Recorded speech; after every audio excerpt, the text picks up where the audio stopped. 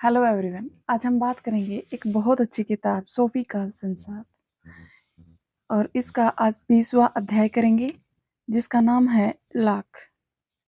इतना कोरा और खाली जितना अध्यापक के आने से पहले ब्लैक बोर्ड। चलिए देखते हैं लेखक के विचार।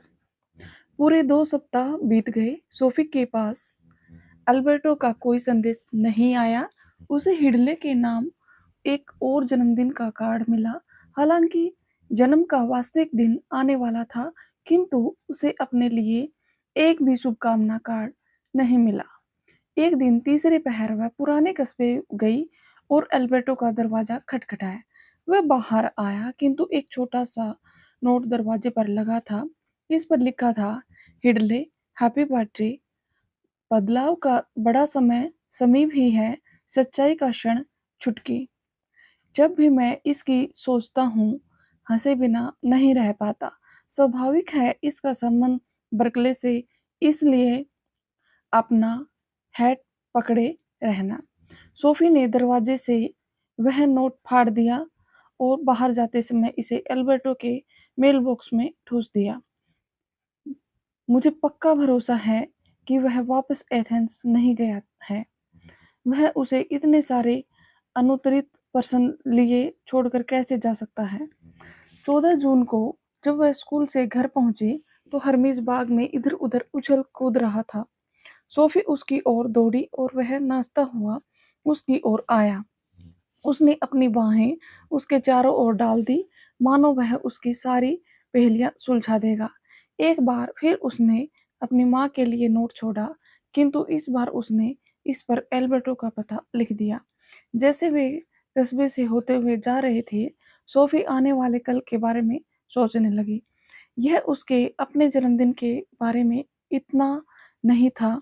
वह तो मिड मिडस मिडसमर ईव आने तक मनाया जाने वाला नहीं था, किंतु कल हिडले का जन्मदिन भी था। सोफी को विश्वास था कि कुछ असाधारण अवश्य होगा। कम से कम लेबनान से आने वाले उन सब जन्मदिन बधाई कार्ड्स का तो अंत हो जाएगा।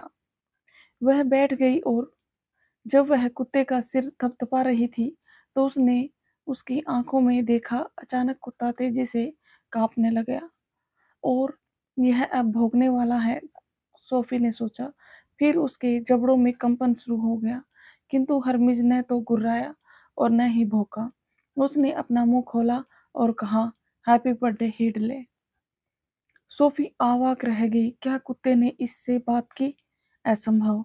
उसने कल्पना कर ली होगी, क्योंकि वह हिडले की ही सोच रही थी। किंतु अंदर कहीं गहरे उसे फिर भी विश्वास था कि हरमिज बोला है और गहरी गूंजती आवाज में बोला है। अगले ही क्षण हर चीज पूर्ववत हो गई। हरमिज प्रदर्शन स्वरूप 2-4 बार भौंका, मानो इस तथ्य को ढकना चाह रहा था कि वह अभी हाल ही में मनुष्य की आवाज में बोला था। हल्की हल्की छलांग लगाता अल्बर्टो के स्थान की ओर चल पड़ा।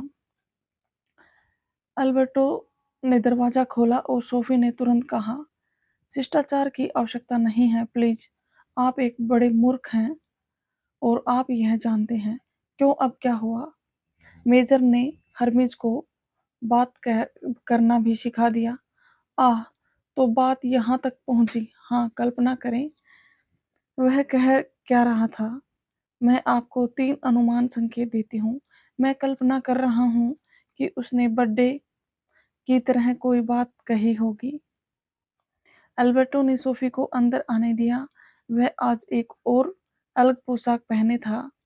वह पिछली दफा की पोशाक से उतनी ज्यादा भिन्न थी, किंतु इस बार ब्रांडिंग बो या लेंस नहीं थे।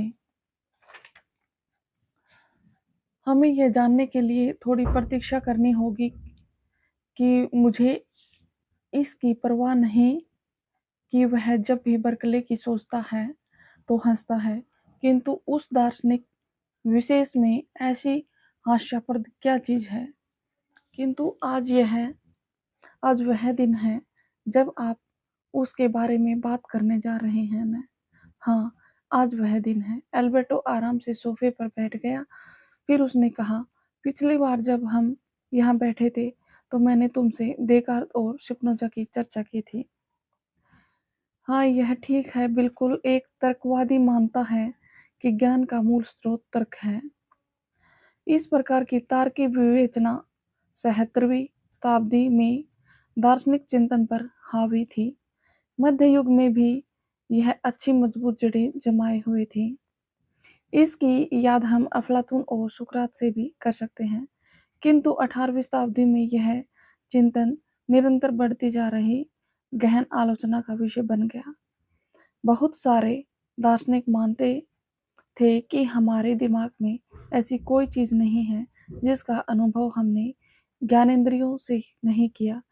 इस प्रकार के विचार या मत को अनुभववादी कहते हैं।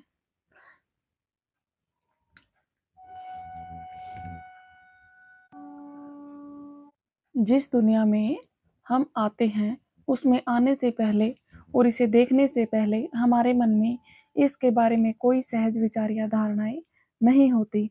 यदि हमारे पास कोई धारणा या विचार ऐसा है जिसे अनुभूत तथ्यों से नहीं जोड़ा जा सकता तो यह मिथ्या धारणा है।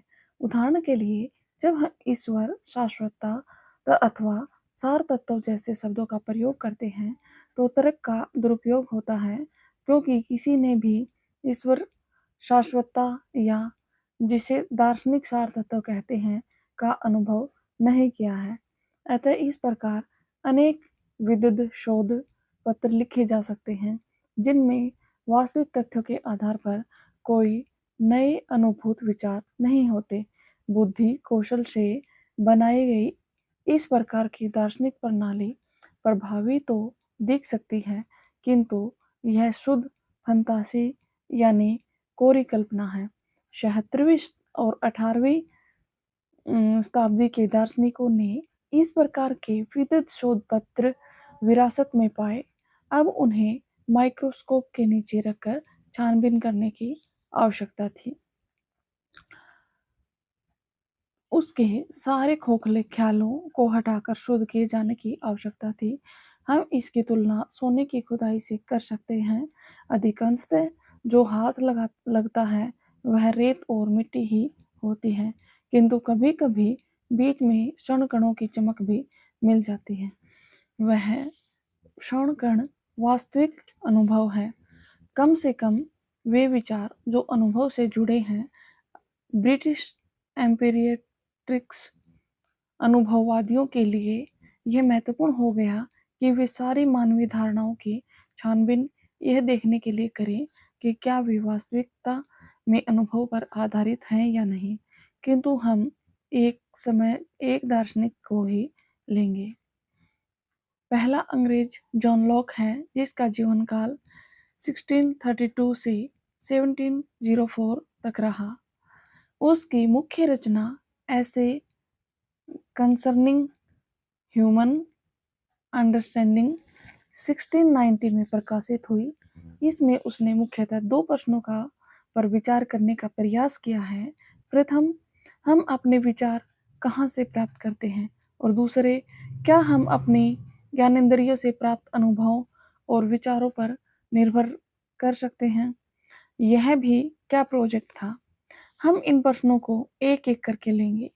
लॉक का दावा था कि हमारे सारे विचार और सोच हमारी उन ऐन्द्रिक संवेदनाओं से उत्पन्न होते हैं जो हमारी इंद्रियों के माध्यम से हमारे भीतर आती है।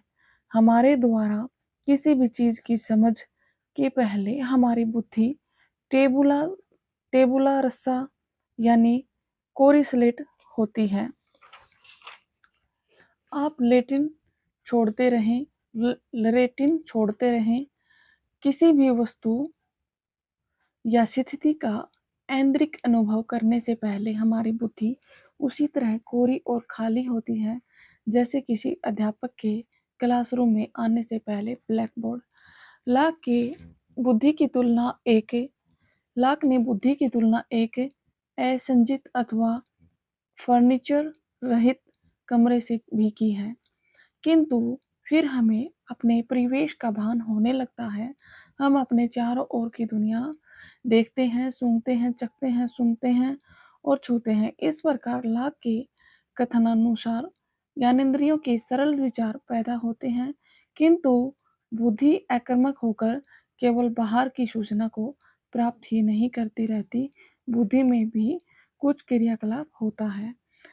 इंद्रिय जनित अकेले एक विचार पर हम सोचकर, तर्क करके, विश्वास करके और संदेह करके कार्य करते रहते हैं और इस प्रकार वह उत्पन्न होता है जिसे चिंतन कहते हैं। इसलिए उसने संवेदन और चिंतन में भेद किया है। बुद्धि केवल आक्रामक ग्रहणकर्ता ही नहीं है, वह अंदर आने वाले सभी संवेदनों को ढंग से समझती है और उनका वर्गीकरण करती है। और यही वह चरण है जहाँ हमें सावधान होने की आवश्यकता है। सावधान होने की। लाक ने जोर दिया कि हम केवल सरल संवेदनों को ही समझ सकते हैं। उदाहरण के लिए, जब मैं सेब खाता हूँ तो मैं सारे सेब का एक ही संवेदन में भान नहीं करता। वास्तव में होता यह है कि मैं सरल संवेदनों की एक पूरी श्रृंखला प्राप्त करता हूँ। जैसे कोई चीज़ हरी है, सूंघने में ताज़ा लगती है और स्वाद में तेज या तथा रसीली है। कई बार केवल सेब खा लेने के बाद ही मैं सोचता हूँ, अब मैं एक सेब खा रहा हूँ। लोग के शब्दों में हमने सेब का एक जटिल विचार बना लिया है। जब हम बच्चे थे तो पहली बार सेब चखने पर हमारे पास ऐसा कोई जटिल विचार नहीं था, किंतु हमने कोई चीज़ हरी देखी, हमने कोई ताज़ा रसीली यम्मी चीज़ चखी, यह थोड़ी सी खट्टी भी थी। धीरे धीरे हम इस प्रकार के कई संवेदनों को एकत्र कर लेते हैं और सेब, नाशपाती, संतरे आदि की धारणाएं बना लेते हैं, किंतु अंतिम विश्लेषण में हमारे ज्ञान के लिए दुनिया की सारी सामग्री संवेदनों द्वारा ही आती है। ज्ञान जिसे तलाशते हुए हम किसी सरल संवेदन तक नहीं ले जा पाते, यह वह इसलिए झूठा ज्ञान है और परिणामतः इसे अस्वीकार कर दिया जाना चाहिए। खैर, जो भी हो, यह तो निश्चित ही है कि जो हम देखते, सुनते, सूंघते, चखते, उसी से हम इंद्रिय ज्ञान प्राप्त करते हैं। लाक ने एक ऐसा भेद किया जिसे उसने प्राइमरी और सेकेंडरी गुण का नाम दिया। इसमें उसने अपने पूर्ववर्ती दार्शनिकों का ऋण, उसमें देकार्त भी शामिल था, स्वीकार किया। प्राइमरी गुणों से उसका अभिप्राय विस्तार, वजन, गति और संख्या आदि से था। जब इस प्रकार के गुणों का प्रश्न आता है तो हमें भरोसा है कि हमारी इंद्रियां उन्हें विषय वस्तुगत रूप में यूं का यूं रख देंगे, किंतु हमारे अनुभव हमें दूसरे गुणों का भी भान होता है। हम कहते हैं कि कोई चीज़ मीठी या खट्टी, हरी या लाल, ठंडी है। लाक इन्हें सेकेंडरी गुण कहता है। इस प्रकार के संवेदन रंग, गंध, स्वाद, आवाज, वस्तुओं में समय अंतर्निहित वास्तविक गुणों को नहीं दर्शाते। वे हमारी इंद्रियों पर पड़ने वाले बाहरी सत्य के प्रभाव को दर्शाते हैं। किंतु हर कोई इस पर सहमत हो सकता है कि संतरा गोल है। हाँ, यदि आपके पास गोल संतरा है तो आप यह नहीं सोच सकते कि यह चौकोर है। आप सोच सकते हैं यह मीठा या खट्टा है, किंतु आप यह नहीं सोच सकते कि यह 8 किलो वजन का है, जबकि इसका वजन 200 ग्राम है। निश्चित आप यह मान सकते हैं कि इसका वजन कई किलो है, किंतु आपका ऐसा अनुमान बहुत गलत होगा। यदि कई लोग यह अनुमान लगाते हैं कि अमुक चीज का कितना वजन है, तो सदैव ही उसमें कोई एक ऐसा होगा जो बाकी दूसरों से ज्यादा सही होगा। यही बात संख्या पर लागू होती है। या डिब्बे में 986 मटर हैं या नहीं नहीं है, इस यही बात गति के बारे में भी है। कार या तो चल रही है या खड़ी है। मैं समझ गई। अतः जब विस्तारित सत्य का प्रश्न था तो लाक इस बात में देकार्त से सहमत था कि उसमें कुछ गुण होते हैं जिन्हें तर्क द्वारा समझने में आदमी सक्षम है। हाँ, अवश्य ही। अतः लोक ने स्वीकार किया कि अन्य क्षेत्रों में भी अंत प्रज्ञाजन्य अथवा प्रदर्शनीय ज्ञान जैसी चीज होनी चाहिए। उदाहरण के लिए उसका मानना था कि कुछ मूल नैतिक सिद्धांत हर चीज पर लागू होते हैं। दूसरे शब्दों में वह प्राकृतिक अधिकार के विचार को मानने वाला था और यह उसके विचार का तार्किक पहलू था। एक इतना ही बड़ा तार्किक दावा लाक का भी यह मानना था कि मानवीय तर्क में यह अंतर्निहित क्षमता है कि मनुष्य ईश्वर के अस्तित्व को जान सकता है। हो सकता है वह सही था किस बारे में कि ईश्वर का अस्तित्व है। हाँ, अवश्य ही संभव है, किंतु उसने इसे श्रद्धा पर आधारित नहीं होने दिया। उसका मानना था कि ईश्वर का विचार मानवीय तर्क की देन है। यह एक तार्किक पहलू था। मैं यहाँ यह और जोड़ दूं कि वह बौद्धिक स्वतंत्रता और सहिष्णुता का पक्षधर था। वह दोनों लिंगों की समानता के विचार में रमा हुआ था और मानता था कि स्त्री को दबाकर रखने का काम मनुष्य द्वारा बनाया गया है, अतः इसे बदला जा सकता है। ऐसा शायद उस समय होता है जब राज्य की सत्ता विभिन्न संस्थाओं में विभाजित की जाती है। तुम्हें याद है कौन सी संस्थाएं विधायी शक्ति है या इसे चुने हुए प्रतिनिधियों की शक्ति भी कहते फिर कानूनी शक्ति यानी अदालतों की शक्ति और फिर है कार्यकारी शक्ति यानी सरकार। शक्ति का यह विभाजन फ्रेंच प्रबोधनकालीन दार्शनिक मोंटेस्क्यू ने शुरू किया। लाक ने सबसे पहले और सर्वोपरि इस बात पर जोर दिया कि अत्याचार से बचने के लिए विधायी और कार्यकारी शक्तियों का विभाजन होना चाहिए। वह लुई के समय में जीवित था। उसने सारी शक्तियां अपने हाथ में ले ली थी। मैं राज्य हूँ, वह कहता था। हम कहते हैं एब्सोल्यूट यानी तानाशाह शासक था। आजकल हम लुई के शासनकाल को मनमाना और बर्बर कहते हैं। लाक का मत था कि कानूनी राज्य बनाए रखने के लिए यह आवश्यक है कि जनप्रतिनिधि कानून बनाए और राजा या सरकार उन्हें अनिवार्यतः लागू करे। यहाँ पे हमारा 20वां अध्याय खत्म होता है और हमारी वीडियो में अंत बने रहने के लिए आपका बहुत बहुत धन्यवाद। Thank you so much.